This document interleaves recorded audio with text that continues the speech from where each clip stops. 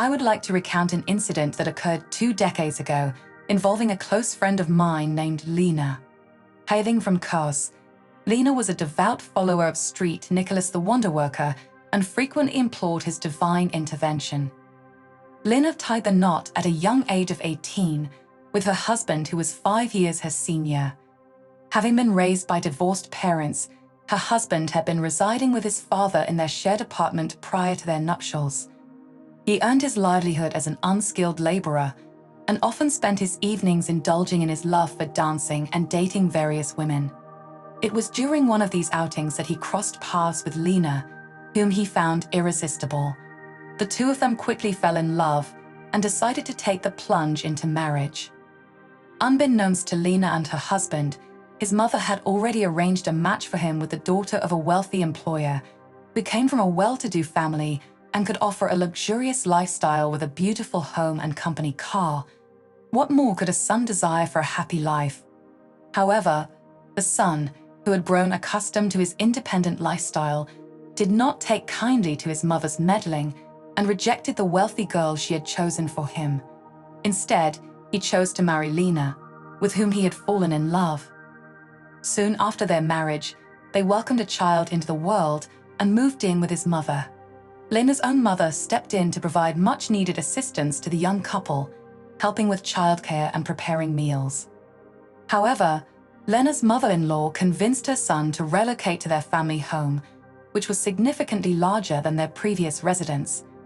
Unfortunately, Lena's mother-in-law did not take kindly to her daughter-in-law and rarely allowed her to leave the apartment. Whenever Lena attempted to cook, her mother-in-law would hover nearby and supervise her every move. Even when Lena went to the bathroom to do laundry, her mother-in-law would insist on taking over the task. Despite her husband's efforts to defend her, Lena found herself in a challenging situation. Nevertheless, she found solace in her faith and prayed to Street Nicholas for strength to endure the difficulties. Employed as a nurse in a children's sanatorium, Lena's path crossed with an elderly Romani woman and her young son who sought medical treatment at the facility. It was during this encounter that the gypsy woman took notice of Lena, perhaps sensing something about her. She approached Lena and spoke.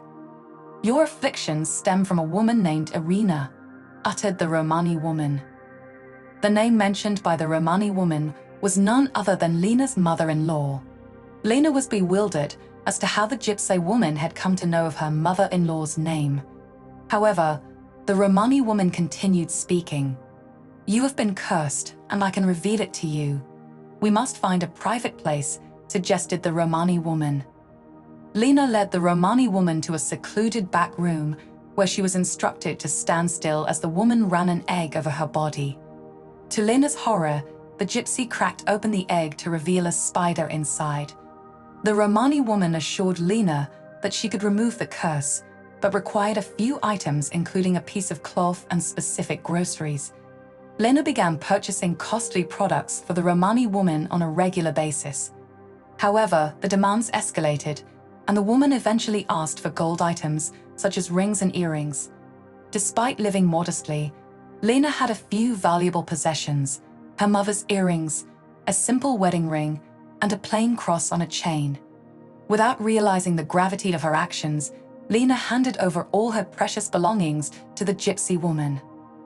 The Romani woman assured Lena that she would return the items the following morning, but when Lena woke up, she found that the woman and her child had vanished, leaving the bed neatly made. Lena was at a loss, unsure of how to break the news to her husband when she returned home. Feeling distressed, Lena confided in her colleagues about the situation. Their responses were divided, with some sympathizing with her and others finding it amusing, claiming that she had fallen for a gypsy scam. Lena herself couldn't comprehend how she had been deceived. When she returned home, her husband noticed her sadness and inquired about what had happened. Lena made the decision to confide in him and shared the entire incident. Initially, her husband was upset and reprimanded her, but then he comforted her. Her husband reassured her, saying, "It's okay. People lose more important things, like their loved ones. As long as we are healthy, we can make up for what we lost. Don't cry." Lena sought solace in the church and prayed to Saint Nicholas for help. Interestingly, during the time the gypsy woman and her child were at the sanatorium, a film crew had visited to document the treatment conditions. The following day, her colleagues informed Lena. "Yesterday, your gypsy was featured on the evening news," her colleagues told her. Lena decided to take action and went to the television company's office to request pictures of the fraudulent gypsy. She then took the pictures to the police station, where she explained the situation. The officers listened to her story and responded, "Why are you so naive? You gave everything yourself. What can you accuse a gypsy woman of? And no one saw you give it away." Lena didn't lose hope and continued to pray to Street Nicholas for help. She went to the police again, and this time, she was assigned 2 interns from the local police station. They visited all the Roma settlements in the city, with Lena staying in the background while the interns showed photographs of the Romani woman to the community members. After a week of searching, they had visited 3 settlements but still had no luck. However, Lena did not give up and continued to rely on her faith. "Can I talk to you? My mother is the gypsy you're looking for.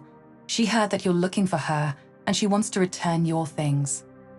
Could you provide more context so I can accurately rewrite the sentence? What is Lena missing?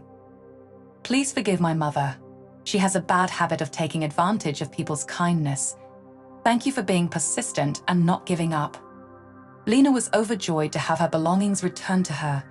She thanked the girl and also forgave the gypsy woman, hoping that she would learn from her mistake. Lena's colleagues were also happy for her, and some even apologized for doubting her.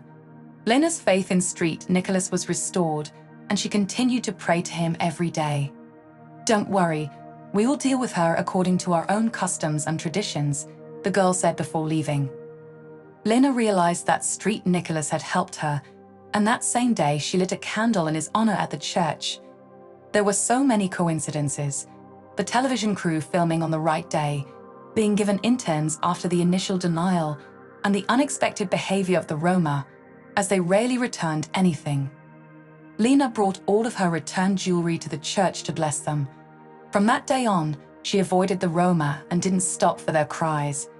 Lena and her husband moved away from her mother-in-law and started living on their own.